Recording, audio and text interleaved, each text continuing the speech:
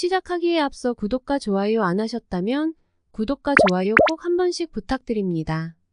구독과 좋아요는 크리에이터에게 큰 힘이 됩니다.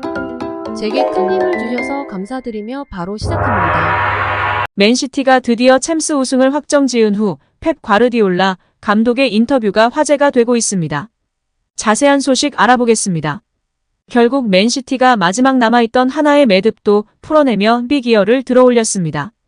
펩 과르디올라 체제의 맨체스터 시티가 마침내 창단 129년 만에 처음 챔피언스리그 정상에 오르며 수건의 트래블을 달성했습니다. 명장 펩 과르디올라 감독은 FC 바르셀로나에 이어 14년 만에 다시 유럽 트래블을 달성하는 위협을 이루며 트래블 2회의 유일무이한 감독이 됐습니다. 경기는 맨시티가 우세할 것으로 예상했으나 압도하지 못했고 비기거나 져도 어쩌면 할 말이 없는 경기력이었습니다. 양팀 모두 득점 찬스가 여러 차례 있었고 결국 골로 결정지었던 맨시티가 승리를 가져갔습니다. 스페인 매체 스포르트는 11일 과르디올라 감독의 챔피언스리그 우승 인터뷰를 보도했습니다. 스포르트 보도에 따르면 과르디올라는 우승 소감과 함께 레알은 조심해야 한다. 우리는 그들보다 챔피언스리그 우승에서 13개나 떨어져 있지만 다가가고 있단라며 레알에 대한 경고장을 날렸습니다. 이어 거울인 궤도에 올랐고 레알이 조금만 잠든다면 우리가 따라잡을 것이다라며 레알의 우승 횟수 14회를 따라잡겠다는 자신감을 드러냈습니다. 우린 만족하지 않을 것이고 더욱 공격력을 강화할 것이다. 우리는 골 결정력을 높일 필요가 있다. 우린 마레즈, 실바, 귄도안과 함께 하고 싶다. 그러나 아직 결정된 것은 없다고 발언했습니다. 32세의 마레즈는 사우디 알 아흘리와 연결되고 있고 귄도안, 실바도 올 여름 이적이 유력한 상황입니다. 이에 골 결정력이 높고 검증된 공격수인 손흥민의 맨시티 이적설이 부각되고 있습니다. 또한 영국 매체 풋볼 런던은 인테르는 맨시티를 맞아 잘 싸웠다. 전문가들의 사전평가는 대부분 맨시티의 승리를 바라봤음에도 그들은 대등하게 경기를 펼쳤다. 13년 만에 인테르를 챔피언스리그 정상으로 이끌 수 있었던 장면들도 여러 차례 있었다. 인테르의 골 결정력이 조금 더 높았다면 경기 양상이 어떻게 될지 모를 긴박함의 연속이었다. 맨시티도 점유율을 가져가며 자신들의 축구를 했다. 점유율은 6대4로 가져갔지만 슈팅 숫자는 14대7로 밀렸다. 이는 결정적인 찬스에서 제대로 슛을 날리지 못했고 결정짓지 못했다는 것이다. 괴물 혼란도 1대1 찬스에서 골키퍼 정면으로 슈팅을 날렸다. 왼발 슈팅을 때릴 수밖에 없는 위치여서 그런지 골키퍼 정면으로 향했다. 교체 투입된 필포든 역시 완벽한 슈팅 찬스에서 골키퍼 정면으로 슈팅을 날리며 찬스를 무산시켰다. 펩 감독도 이해할 수 없다는 제스처를 보이며 한탄했다. 이런 득점 찬스들에서는 결정을 지어줬어야 했다. 결정짓지 못해 어렵게 경기를 끌어갔다. 펩은 득점 찬스를 만드는 과정을 중시하지만 결국 골을 결정 지어주길 원한다. 그래서 괴물 혼란을 막대한 자금을 투입해 영입했다. 2021년에는 케인을 노렸던 이유이다. 지금도 괴물 혼란 이외에는 확실한 골게터가 없다. 골 결정력이 만족스럽지 않은 상황이다. 또한 경기 초반 실바의 멋진 움직임과 돌파가 있었고 마무리 감차 슈팅도 좋았다. 그러나 거기서 결정지었다면 경기 양상은 완전히 달라졌을 것이다. 프리미어리그 통산 100호 골의 손흥민의 감차였다면 어땠을까? 경기 초반 완전히 주도권을 잡고 승기를 잡을 수 있었을 것이다. 실바도 감차를 잘하지만 손흥민의 양발 감차를 따라올 수 없다. 이번 슈팅 숫자를 보고 펩도 이번 여름 이적 시장에서 손흥민 영입에 사활을 걸 것으로 생각된다. 프리미어리그 아니 세계 축구계에서 손흥민처럼 양발을 사용해서 감차를 날려 골을 결정짓는 선수가 얼마나 되는가? 맨시티는 이제 귄도안, 실바가 떠난다. 오른쪽을 실바와 마레즈가 책임져 왔는데 이제 손흥민이 가세하여 골 결정력을 높이려 할 것이다.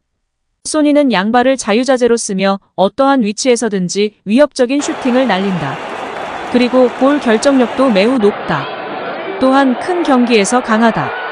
매번 맨시티전에서 결승골로 맨시티를 무너뜨린 선수는 손흥민이었다. 라도 보도하며 팬들의 지지를 받고 있습니다. 이어 매체는 왼쪽에는 잭 그릴리쉬가 있다.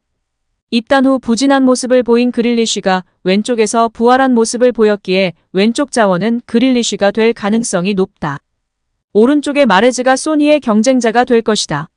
어느 팀을 가도 손흥민이 최고의 옵션이기 때문에 손흥민의 결정이 이번 여름 이적 시장에서 가장 중요한 사항인 것 같다. 이어 그는 맨시티를 제외한 뉴캐슬, 리버풀은 다음 시즌 당장의 성적을 내야 하고 탁월한 공격수가 필요한데 매물은 손흥민이 현재 최고의 옵션이라는 사실에 영입에 적극적인 상황이다. 내년에는 1년이 남으니 더 수월할 수도 있고 아니면 FA에 보낼 생각에 더욱 힘들어질 수 있는 극단적인 상황이다. 오히려 계약 기간이 2년 남은 지금이 많은 이적료를 챙길 수 있으니 레비 회장은 충분히 손흥민 매각을 고려할 것으로 생각한다. 이번에 새로 선임한 포스테코글루 전 셀틱 감독과 4년 계약했다. 장기 계약에 따른 세대교체 이적 자금이 필요할 것이고 어느 정도 보장해준다고 약속했을 것이다. 이 점이 손흥민 매각에도 영향을 줄 것이다. 라며 보도하였습니다. 이번 여름 이적 시장은 6월 중순부터 시작됩니다. 계속해서 여름 이적 시장 오픈 시기를 당긴다고 밝힌 프리미어리그 사무국인데요. 최종 사인 오피셜이 나기 전까지 어떠한 일이든지 일어날 수 있는 곳이 바로 여름 이적 시장입니다. 우리 손흥민 선수의 행보가 어떻게 될지 주의 깊게 지켜봐야 할 것이며 가능하면 하루빨리 닥트넘 무사 탈출을 응원하도록 하겠습니다. 한편 영국 축구 통계 전문 스코어드 웹에서는 올 시즌 최고의 역습 카운터 피니셔 1위로 손흥민 선수를 선정하였습니다. 역습 상황에서 라인 브레이킹 점수, 효율적이고 위협적인 스프린트, 역습 찬스에서의 기회 창출, 역습 찬스에서의 공격 포인트 부분을 통해 점수를 매겼고 가장 높은 점수를 손흥민 선수가 차지한 것이었습니다. 토트넘이 역습 위주의 공격을 구사하는 팀이나 올 시즌 왼쪽 미드필더, 수비형 미드필더까지 쓸데없이 체력 낭비를 많이 한 탓에 걱정이 많았는데요. 조금이나마 위안이 되는 것 같습니다. 2위는 근소한 차이로 리버풀의 살라가 차지했으며 3위는 맨유의 래쉬포드였습니다.